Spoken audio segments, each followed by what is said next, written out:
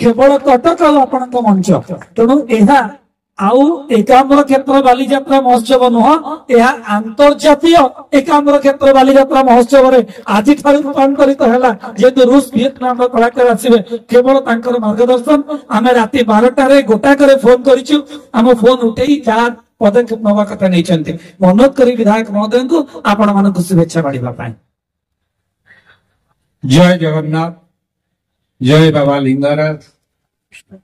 माँ दुर्गा पीठरे अल्प दिन तले माँ मेलाणी उत्सव जाइए पवित्र स्थान रे माँ दुर्गा पूजा अनुष्ठित होउतिला। सेई दुर्गा पूजा पड़िया रे ओडिशार कला संस्कृति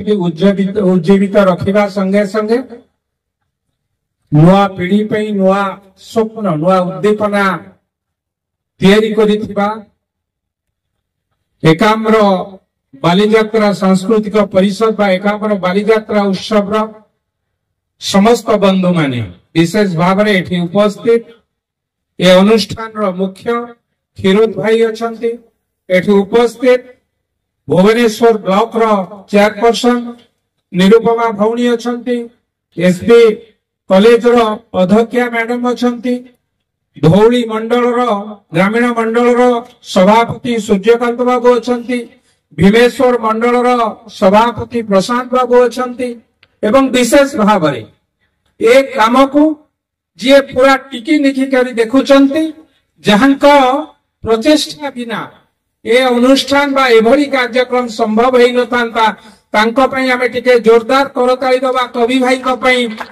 तांकर साहाय्य सहयोग तांकर निष्ठा पर उद्यम जोगु निश्चित भावे मु कहबी ए कार्यक्रम सफल होईछि।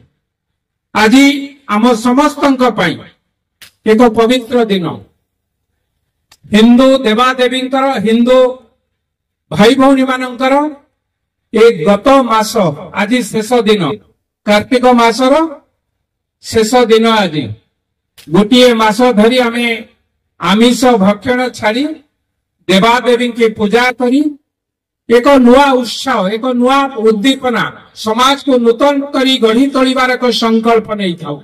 घरे घरे पूजा पर्व रे सबु देवादेवी पाखे आमे पूजा अर्चना करी थाउ। ए होची आम संस्कृति, ए होची आम परंपरा। विशेष भाव में एकाम्र क्षेत्र रे अभिभक्त पुरी जिले रे ए कार्यक्रम को बा ए कथा को अति जोरसोर रे पालन करा जाए। विशेष भाव में एकाम्र क्षेत्र जो क्षेत्र को नहीं आमे गर्व अनुभव करुछु। सम्मुखरे मोर गुरुजन माने बसिचंती, सम्मुखरे मोर मां माने बसिचंती, सम्मुखरे मोर युव साथी माने जहां ऊपर आमे आशा भरसा करी रहिछु। एसबी कॉलेज रो समस्त छात्र छात्री माने जो माने हमर भविष्य सेमानकर जानिबार आवश्यकता अछि। एकाम्र क्षेत्र कोन ए एकाम्र क्षेत्र बा काहे कि एकाम्र क्षेत्र आर ना हिछि। यह हजार हजार वर्ष तले ए अंचल जंगलमय थिला।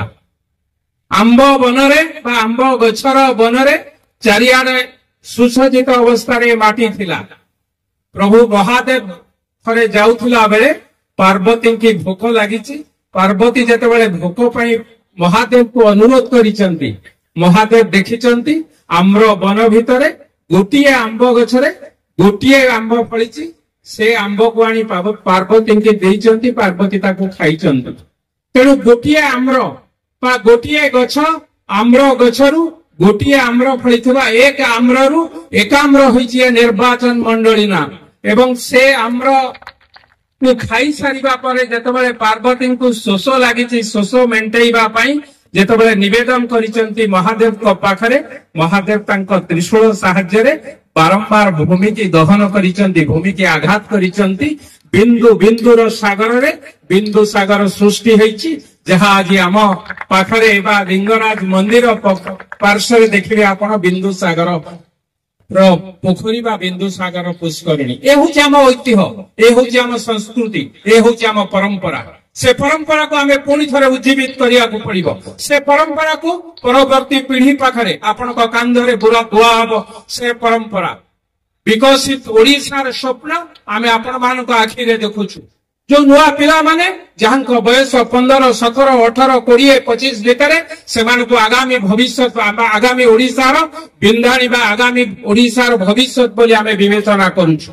आज भली पवित्र दिन रे कार्तिक मासर कार्तिक पूर्णिमा आज आमे सकाळे एठी आसी ए नदी रे गंगा भसौथुलु। आम पूर्वजंक कथा को माने पकौथुलु।